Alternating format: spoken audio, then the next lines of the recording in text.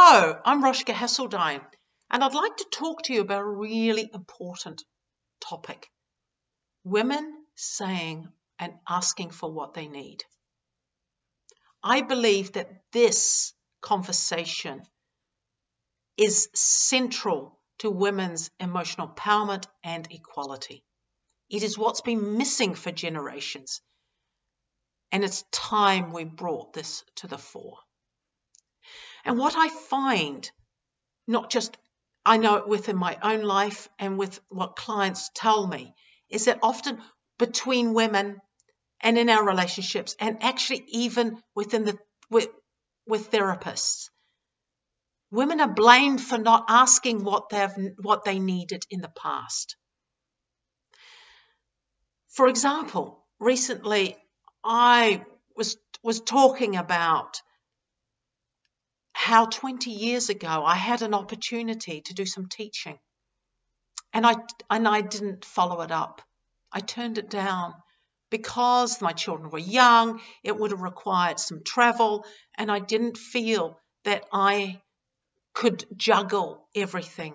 I didn't feel also at the time that I had the right to ask for what to make this happen for me and for what I needed.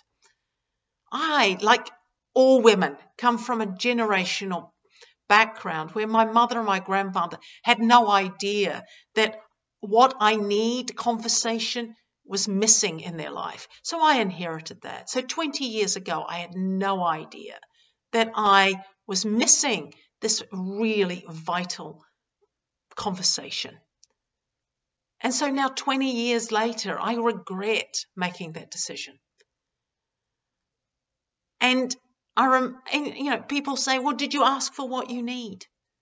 Well, the question, if we just stop at that question, I would be blaming myself for not knowing something that I didn't know.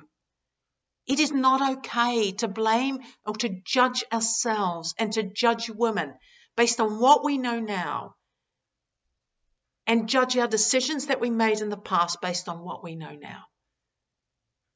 That's beating ourselves up for not being taught something.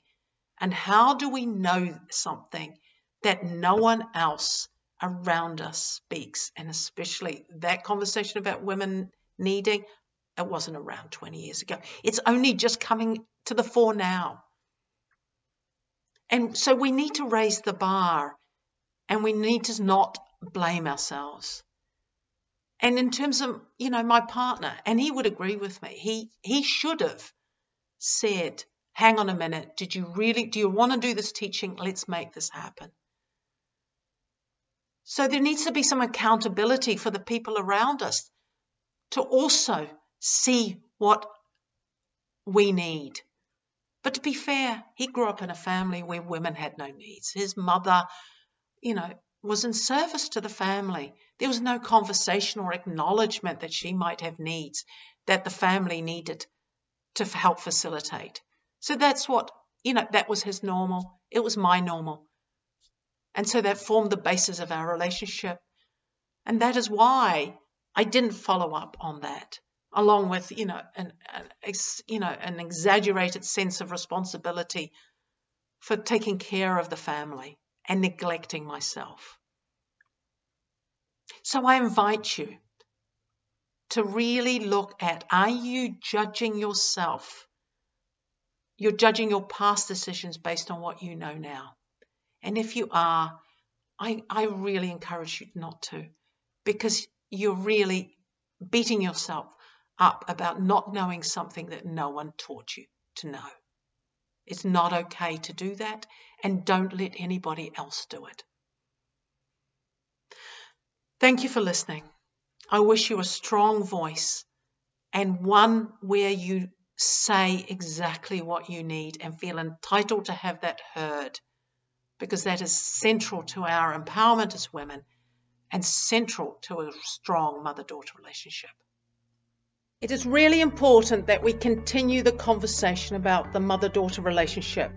So please visit the Mother-Daughter Puzzle Facebook page and share your stories and ask questions and support each other. My books, The Silent Female Scream and The Mother-Daughter Puzzle, are available on Amazon, and you can purchase your copy right from my website, rosjke.com. It clicks right through to Amazon. And do visit rosjke.com for more information, more free videos, information on how to apply for the Certified Mother-Daughter Coach training, and how to join a Women's Power Circle, and to how to get in touch with me.